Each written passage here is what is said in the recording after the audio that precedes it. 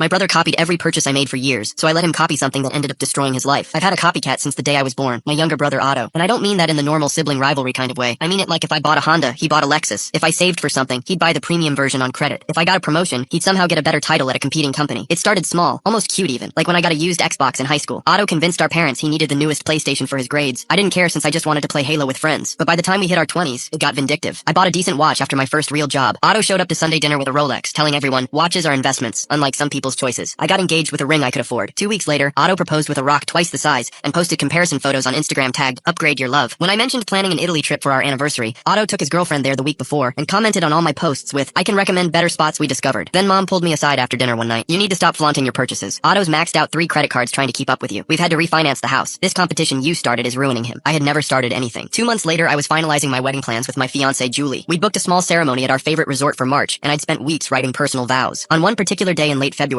Otto announced he was eloping the following weekend with his girlfriend. But he didn't just elope. He booked our resort, hired our photographer, even called our florist claiming there was a mix-up with the brothers' weddings. He literally had our wedding before us. But the worst part came when I saw his ceremony video online. He was reading my vows, word for word, the same ones that I'd spent weeks writing and had left the paper at my parents' house. Julie watched those words coming out of Otto's mouth and collapsed. She cried for hours and kept saying, those were supposed to be mine. Ours. He just stole your vows like it meant nothing. We postponed our wedding indefinitely. That's when I decided to give Otto exactly what he wanted. The competition he couldn't win. I found the perfect trap. A beautiful colonial house from the outside, but a nightmare underneath. The inspection report from a realtor friend showed foundation cracks, black mold, flooding basement, and termite damage that would cost a fortune to fix. I started talking about the house at every family dinner, calling it a prize I desperately wanted. I showed mom fake mortgage paperwork for more than we could actually afford. I acted obsessed with that particular house, making sure Otto would hear me every time. And after 3 weeks of building suspense, I announced that I'd given up because I couldn't save enough money. I even looked devastated. That house was our dream. I hope no one else buys it so I can get it back in the future. I knew Otto couldn't resist, and sure enough, he started hunting for it immediately. He found it on the market instantly, and the sellers had staged it brilliantly with fresh paint hiding water stains and furniture covering damaged floors. Otto didn't even tour it properly, and already made an offer on the first visit. He even waived the inspection to beat the imaginary competing bids I kept mentioning. And a week later, when he met me, he couldn't stop grinning. Remember that house you couldn't afford? I just closed on it. Looks like it was meant for me and not for you. You should probably look for something cheaper. I didn't say anything back, knowing full well the disaster that was about to come. During the first month, his basement flooded during a light rain. Otto called me panicking at midnight, but I let it go to voicemail. Then foundation cracks spread across the walls, and he realized he desperately needed repairs, otherwise the house would collapse. But those repairs cost money that he didn't have after having bought a house in such a haste. So Otto showed up at my apartment uninvited, looking haggard. His clothes were wrinkled and he had dark circles under his eyes. He stared at me for a long moment before speaking. You knew about that house. You did this on purpose. I just shrugged and told him I'd never even gotten inside to see it, and besides, he had bought the house on his own. He couldn't prove anything. Our parents had already given him their savings for the down payment, and he ran out of money. 6 months later, Otto was in the middle of a divorce with his wife and living in our parents' basement. He told everyone I'd set him up, but he sounded more like a broken record than an actual victim.